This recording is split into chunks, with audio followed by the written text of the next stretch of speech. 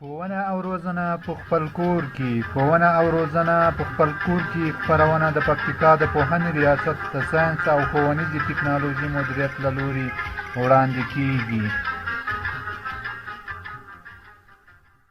رحیم نوم مې نجیب الله تخلص مې منصوریار ده او تاسو ته به د 10م ټولګي د کیمیا په باره کې معلومات درکوم. نو موضوعات هم دلته لیکلي دي. لومړی به په نیوترون باندې خبره وکړو، وروسته پروتون ته راځو چې دوه د اتوم اساسي سرې دي، وروسته نوکلیون ته ځو، نوکلیډونه او په اخر کې په ایزوټوپ باندې خبره کوو. نو لومړی راځو نیوترون ته، په نیوترون باندې غږیږو. نو نیوترون چې ده، نیوترون د اتوم یوه اساسي ذره ده چې په هسته کې ځای لري. نیوترون په هسته کې ځای لري یا په هسته کې موقعیت لري. د چارج له نظره نیوترون خنثی ده، یعنی هیڅ چارج نه لري، یعنی د چارج یو صفر په نظر کې نیولی شو چې د نیوترون چارج صفر ده. نو اوس دې ته راځو چې نیوترون چا کشف کړی ده او په کوم کال کې څنګه کشف کړو. نو نیوترون کومه ذره چې ده په 1932 میلادي کال کې، په 1932 میلادي کال کې د چادویک لخوا کشف شو. دغه چادویک عالم څه وکړل؟ د بریلیم هسته یې راواخیستله او هغه یې د الفا د وړانګو په وسیله باندې وویشتل او په نتیجه کې یې نیوترون ترلاسه کړ. داسې لیکو: بریلیم سمبول بی ای ده، اتومي نمبر 4، اتومي کتله 9. دې سره په دغه باندې الفا وړانګه وارده کړه. الفا وړانګه د هیلیم په سمبول سره هم ښودل کیږي، 2 اتومي نمبر 4 اتومي کتله. نو په نتیجه کې دلته چې کله د الفا وړانګه د بریلیم حیثیت داخلېدله، نیوترون وتنه وکړه او د بریلیم هسته د کاربن په هسته باندې بدله شوه. C12 او ورڅخه یو نیوترون ترلاسه شو، چارج یې 0 او کتله یې 1 ده. نو دا تعامل په دغه ترتیب باندې ترسره شوی ده. په دغه ډول جوړښت کې کوم چې دلته موږ لیکو، دا د الفا د وړانګو یوه سرچینه ده. له دغه سرچینه څخه یې دغه د الفا وړانګې راواخیستلې، دلته یې بریلیم ورته کېښودل، بریلیم فلز یې ورته کېښودل. فرضاً دا بریلیم عنصر ده یا د بریلیم فلز ده. په دغه بریلیم باندې الفا وړانګې واردې کړې. کله چې الفا وړانګې واردې کړې، دلته له بریلیم څخه بعضې نیوترونو څه وکړه؟ وتنه وکړه. بعضې نیوترونو څخه څنګه سولو؟ ووتلو. او بریلیم د کاربن په هسته باندې څنګه تبدیل شو. نو دلته یې هم په هستو کې هم ښودلی شو. که چیرې د بریلیم هسته وګورو، بریلیم په خپله هسته کې 4 پروتون لري، 4 پروتون لري او 15 نیوترون لري. او دا الفا وړانګه په خپله هسته کې 2 پروتون لري او 2 نیوترون لري. اوس که د کاربن د 12 ایزوټوپ هسته وګورو، دا هم په خپله هسته کې 6 پروتون لري او 6 نیوترون لري.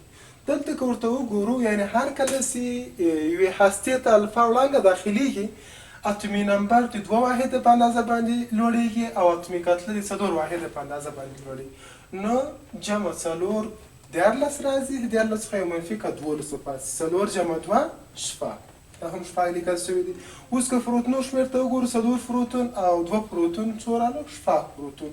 او نیوترونو ته که وګورو، 15 نیوترون، 2 نیوترون 7 او 6 14 یې ورڅخه وتلی دي چې 12 پاته شي. نو اوس دې ته راځو، یوه پوښتنه کوو چې ولې نیوترون خنثی ده؟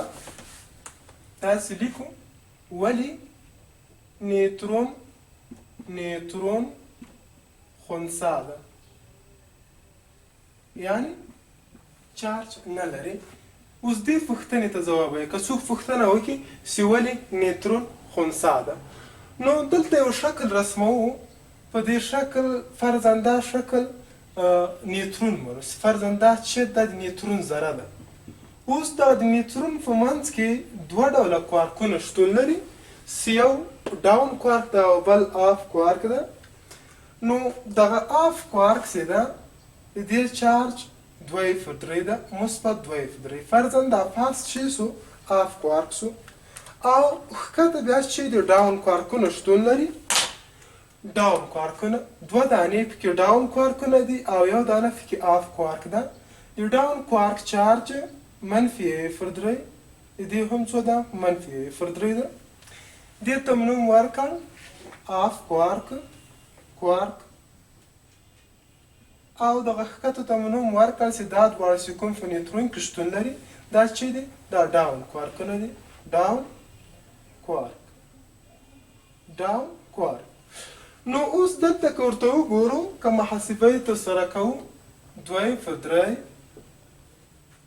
منفي یو پر درې منفي یو پر درې که مخرج مشترک دلته که مخرج مشترک درې په نظر کې ورته ونیسو یعنې مخرج مشترک یې څو سو درې سو درې په درېو یو عملیه دوه درې په درېو یو کېږي او یو ضرب یو بېرته څو کېږي منفي یو کېږي منفي یو څو کېږي منفي دوه کېږي نو له دوه څخه چې دوه ولاړ څو پاته کېږي صفر پاته کېږي صفر تقسیم پر درې باندې مساله د بېرته له څو سره صفر سره نو دلته معلومه شوه چې د نیوترون چارج صفر ده یا خنثی ده چې نیوترون په عادي حالاتو کې هیڅ چارج نه لري نو انشاءالله په دې موضوع پوه سوي یاسته اوس راځو له نیوترون څخه اوړو د اتوم یو بلې اساسي ذرې ته چې هغه اساسي ذره یې فروتون ده فروتون باندې خبره کوو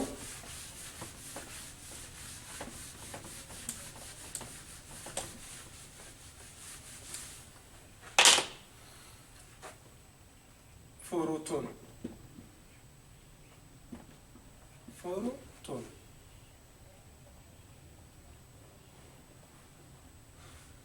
فروتون هم د اتوم یوه اساسي ذره ده په هسته کې ځای لري چارج یې مثبت ده او په خپله دغه د فروتون کلمه لاتیني کلمه ده چې د لومړني یا پخواني معنا لري د لومړني یا پخواني معنا لري او چارج مثبت او کتلې تقریبا د نیوترون له کتلې سره مساوي ده خو د دو کشف کېدل رادرفورد ته منسوبېږي چې رادرفورد کشف کړی ده خو اصلا دا یې خبره کوو چې فروتون د ګولډسټین لخوا کشف شوی ده د ګولډسټین په نوم باندې عالم ګولډسټین ایوګني ګولډسټین په نوم باندې عالم دغه فروتون ذره کشف کړې ده نو فروتون چارج چې ولو مثبت ولو او ځای چې هسته وه او د پی په سمبول سره هم ښودل کېږي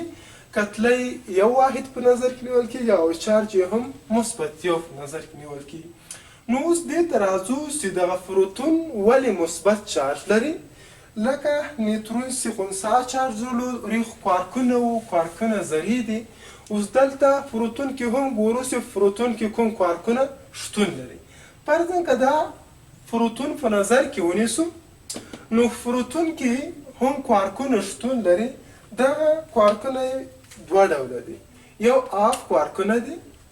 یو آف کوارکونه دي او یو دانه پکې څه ده ډاون کوارک ده د آف کوارک چارج دوه په درې ده د دې چارج هم دوه په درې ده او د ډاون کوارک چارج منفي یو پر درې ده اوس په دې باندې خبره کوو یعنې پاس خو کوم کوارکونه سو آف کوارکونه سو دا او دا دواړه کوم کوارکونه سو آف کوارکونه او ښکته کوم کوارک سو ډاون کوارک اوس دلته که ورته وګورو دوه په درې جمع دوه په درې منفي یو په درې مخرج ورته درې لیکو درې په درې یو دوه جمع دوه څو کېږي څلور منفي یو درې تقسیم پر درې مساوي ده له څو سره له یو سره نو ویلی شو چې د فروتون چارج مثبت یو ده له دغو کوارکونو څخه مو ترلاسه کړو د چارج څو لاسته راغی مثبت یو لاسته راغی او د نیوترون چارج صفر لاسته راغی نو دا د اتوم دوه اساسي ذرې یو فروتون او یو نیوترون دې په باره کې معلومات وړاندې کړو اوس راځو یوې بلې موضوع ته چې هغه نوکلیون یا د کتلې نمبر ورته وایي په دې باندې خبره کوو نوکلیون نوکلیون یا د کتلې نمبر. نوکلیون چې شته وایي یا د کتلې نمبر چې شته وایي دواړه یو شان دي. داسې ویلی سو چې د یو اتوم په هسته کې د پروتونو او نیوترونو مجموعې ته نوکلیون یا د کتلې نمبر وایي. دا یې لیکو مجموعه د پروتون جمع مجموعه د نیوترون مساوي ده له نوکلیون سره. یعنی د پروتون مجموعه او د نیوترون مجموعه له نوکلیون سره مساوي. یا دا یې لیکو چې پروتون جمع نیوترون مساوي کیږي د کتلې نمبر سره یا مساوي کیږي له اتومي کتلې سره. یا دا یې هم لیکلی سو چې اتومي کتله یا د کتلې نمبر په A سره وښیو. دا یې به ولیکو چې پروتون جمع نیوترون مساوي ده له A سره. اوس که یو څوک پوښتنه وکړي چې د سودیم نوکلیون څو ده؟ د سودیم نوکلیون څو ده؟ دا یې لیکو د سودیم نوکلیون څو ده. اوس په دې باندې خبره کوو. نو د سودیم نوکلیون خو موږ ته معلوم ده چې د هغو د کتلې نمبر یا اتومي کتله 23 ده. که چیرې د سودیم هسته وګورو، سودیم په خپله هسته کې 11 پروتون لري او 12 نیوترون لري. نو موږ دا یې وویل چې د پروتون او نیوترون مجموعه عبارت له نوکلیون څخه ده یا د کتلې له نمبر څخه ده. دلته به دا یې ولیکو چې 11 پروتون جمع 12 نیوترون مساوي کیږي له 23. نو د سودیم نوکلیون یا د کتلې نمبر څو ده؟ 22 واحده ده یا 22 کیږي. یا که یو بل څوک پوښتنه دا یې وکړي چې د کاربون نوکلیون څومره ده، هغه هم ورته معلومولی سو. ځکه چې موږ مخکې وایو چې نوکلیون د پروتون او نیوترون مجموعه ده. دا یې لیکو. پوښتنه خو شوې ده چې د کاربون نوکلیون څومره ده؟ د کاربون نوکلیون څومره ده؟ نو د کاربون هسته که وګورو، کاربون په خپله هسته کې چې لري 6 پروتون لري او 6 نیوترون لري. نو د پروتون او نیوترون مجموعې ته نوکلیون یا د کتلې نمبر وایي. دا یې به ولیکو 6 جمع 6 مساوي ده له 12. نو د سودیم د کاربون نوکلیون 12 واحده کیږي. نو انشاءالله په دې موضوع کې به هم کومه ستونزه نه وي. اوس راځو بلې موضوع ته چې هغه څه ده؟ نوکلیدونه دي. په نوکلیډ باندې یو څو خبرې کوو او بیا ځو ایزوتوپو ته او د ایزوتوپونو په باره کې به یو څو معلومات ورکړو.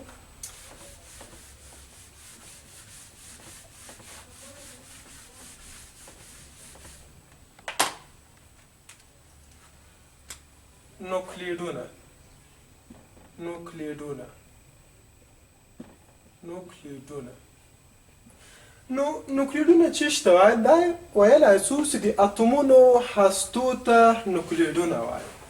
د اتومونو هستو ته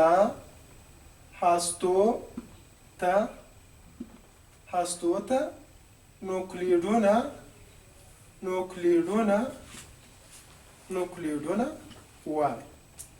د اتومونو هستو ته نوکلیډونه وایي. نو د هر نوکلیډ د لیکلو لپاره د همهغه عنصر سمبول لیکو او د سمبول په پورتنۍ چپه خوا کې اتومي کتله، ښکتنۍ چپه خوا یا کیڼه خوا کې اتومي نمبر لیکل کیږي. اوس فرضاً زه د هایدروجن یا سودیم نوکلاید لیکم، نو لومړی باید د سودیم سمبول ولیکم. سودیم سمبول Na ده. نو د سمبول په لاندنۍ چپه خوا کې به چې ورته لیکو؟ اتومي نمبر لیکو. د سودیم اتومي نمبر 11 ده.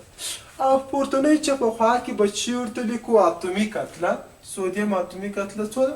23 واحده ده.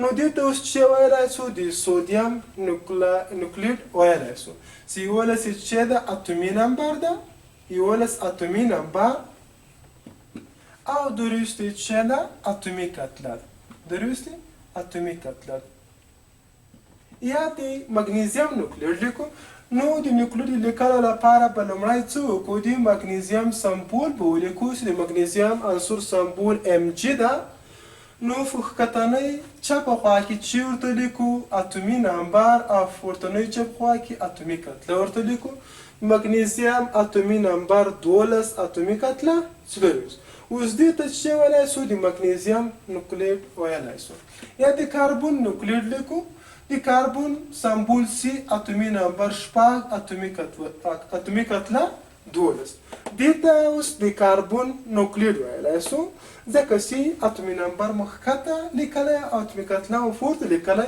د د سمبول څخه مو کار اخیستی ده او په همدغه ترتیب د بعض نور عناصرو لکه نایتروجن نوکلیډ چې لیکو نایتروجن سمبول این ده ښکته اتومي نمبر فاس ورته چې لیکو دغه کیڼه خوا کې ورته اتومي کتله لیکو نو نایتروجن او 14 چې سو دا د نایتروجن نوکلیډ سو نو انشاءالله مشکل به حل سوی وي راځو بلې موضوع ته چې هغه ایزوتوفونه دي د ایزوتوفو باره کې یو څو معلومات وړاندې کوو نو لومړی به ایزوتوپ ته تعریف کوو او بیا به د بعضې عناصرو ایزوتوفونه ولیکو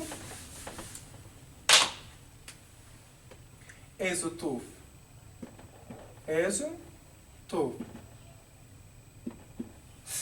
نو ایزوتوپ چې شته وای دا ویلی سو چې د یو عنصر ټول اتومونه چې اتومي نمبرونه یې سره مساوي او اتومي کتلې مختلفې وي ایزوتوپ بلل کیږي دلته په تخته باندې هم ولیکو د یو عنصر ټول اتومونه د یو عنصر ټول اتومونه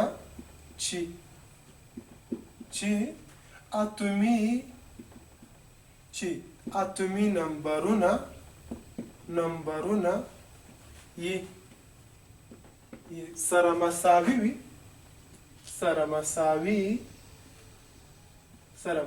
یې سره مساوي وي او اتومي کتلې مختلفې وي اتومي کتلې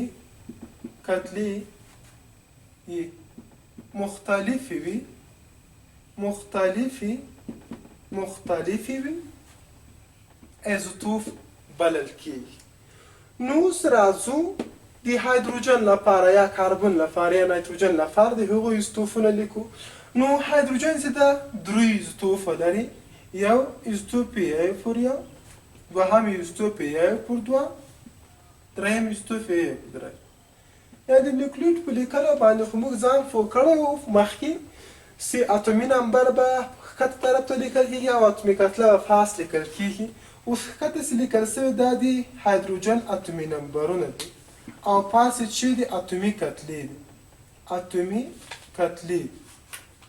اتومي کتلې اوس که ورته وګورو په ټولو اتومونو کې دغه اتومي نمبرونه یو شان راغلي دلته هم یو ده دلته هم یو ده دلته هم یو خو اتومي کتلې فرق کوي په لومړني ایزوتوپ کې یو په دویم ایزوتوپ کې دوه او په دریم ایزوتوپ کې 3 اتومي کتله لري او یا کاربن ایزوتوپونه لیکو کاربن هم 3 ایزوتوپه لري 6 په 12 دوهم ایزوتوپ یې 14 دریم ایزوتوپ یې